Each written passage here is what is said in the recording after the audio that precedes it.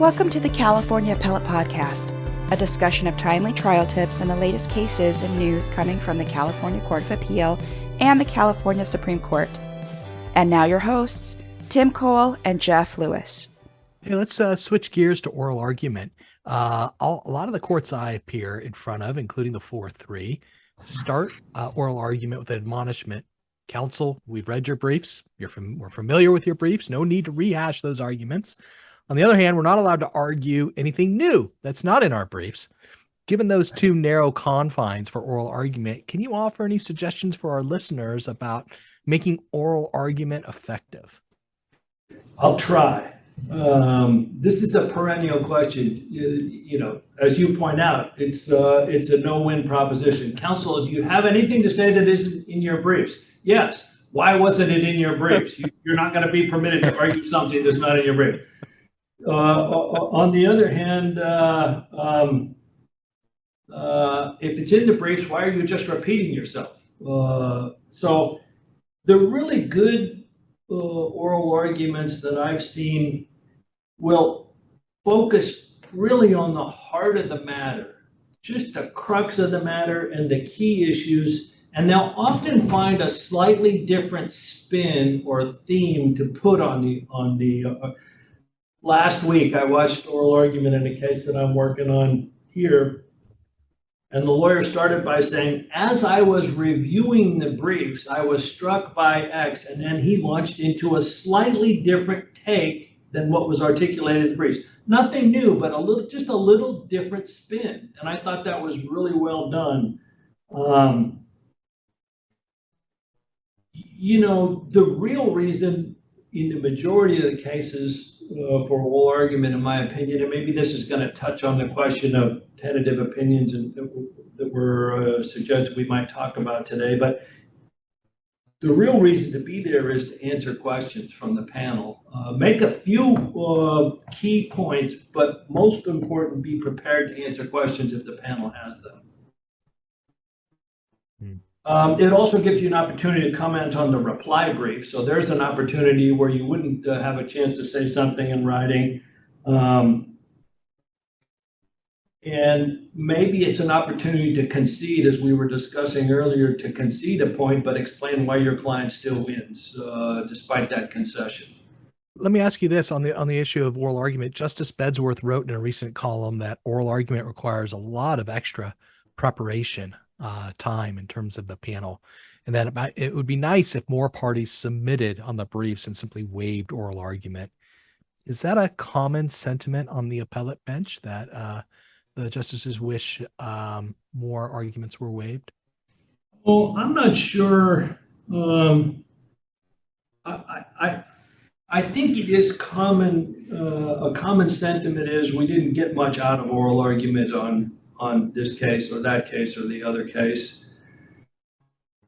Back to your point earlier about the differences between criminal and civil cases, many more criminal cases get submitted on the briefs and oral argument is waived. That usually is because the issue is very well defined and the court just has to make a decision. There's not a dispute about the facts or the law. Civil cases, not so much. But regardless of whether there might be a preference for less oral argument, I would never, in a civil case, if I were a practitioner, I would never waive oral argument. I would always show up and make some brief remark and at a minimum stand up to say that I'm prepared to submit on the briefs unless the court has questions, because this is your only opportunity to gain some window into what the justices are thinking and to, at the margin, assist your client and increase the likelihood of success. You never know which case it's going to be that the court has a lot of questions in. So yeah. With all not due, but more than due respect to my good friend, Justice Bedsworth, I still would advise civil practitioners to show up. Keep it brief. Make one point. Offer to submit on the briefs unless there's questions, but don't waive oral argument. I think it sends a message that you don't feel or your client doesn't feel that it's important enough to show up for oral argument. That's an interesting perspective. And that's useful because I did want to ask you one other question about oral argument, that counsel after oral argument are always going to try to read the tea leaves, right? Because they have anywhere between the opinion could be issued later that afternoon, or it could be 90 days from then. And until then, your client wants to know, how did it go? What are the justices going to do? And so you're stuck trying to read tea leaves. Well, they asked the other guy a lot of pointed questions, so that's good for us. Or the justices asked me a lot of questions, so that's bad for us. Are these useful ways to get hints about where the court is leaning, or are they just divining rods?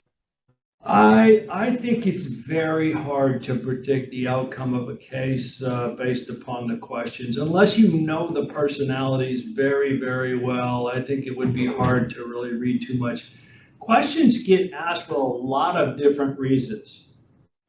Sometimes they're asked because the court really wants an answer. Sometimes it's a tough question that the court is really grappling with, and it wants additional input from the lawyers on that question. Sometimes it's a softball question, and the justice who's asking the question wants the lawyer to hit it out of the park because somebody else on the panel is having heartburn about that issue. Sometimes questions are asked of the party that's going to lose. Let me back up. Sometimes questions are asked of the party that's likely to prevail so that the party who's going to lose feels like they got a fair and full hearing. Sometimes questions are asked, I speak for myself, in order to keep me mentally engaged and make sure that I don't start dreaming about fishing in Mexico in the middle of some oral argument. Interesting. I'm being a little bit facetious, but the point is there's a lot of reasons why questions get asked. The idea that questions are asked to help resolve a division within the panel, that's a rare case in my experience, and beyond that, it's just very hard to know.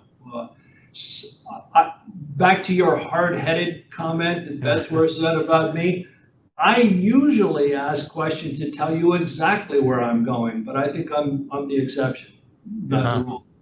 So Tim, when the podcast gets our first law clerk, we'll need to have that law clerk do a statistical analysis of the number of questions asked to the prevailing party and whether there's a relation between winning and getting a lot of questions at an argument. Yeah, that's a great idea. Yeah, I think that analysis has been done. We'll share it in a later episode. But I remember reading that, and all right.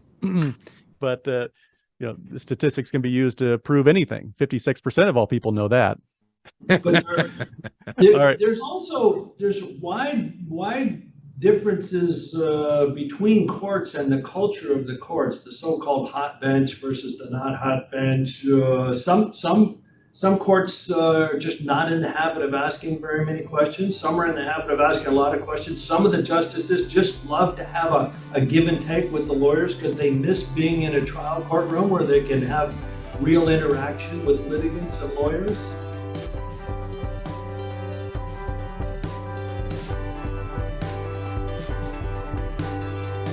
You have just listened to the California Appellate Podcast, a discussion of timely trial tips and the latest cases and news coming from the California Court of Appeal and the California Supreme Court.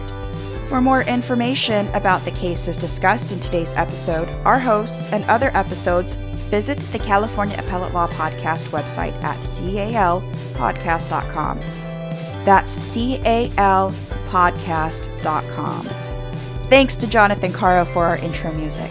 Thank you for listening, and please join us again.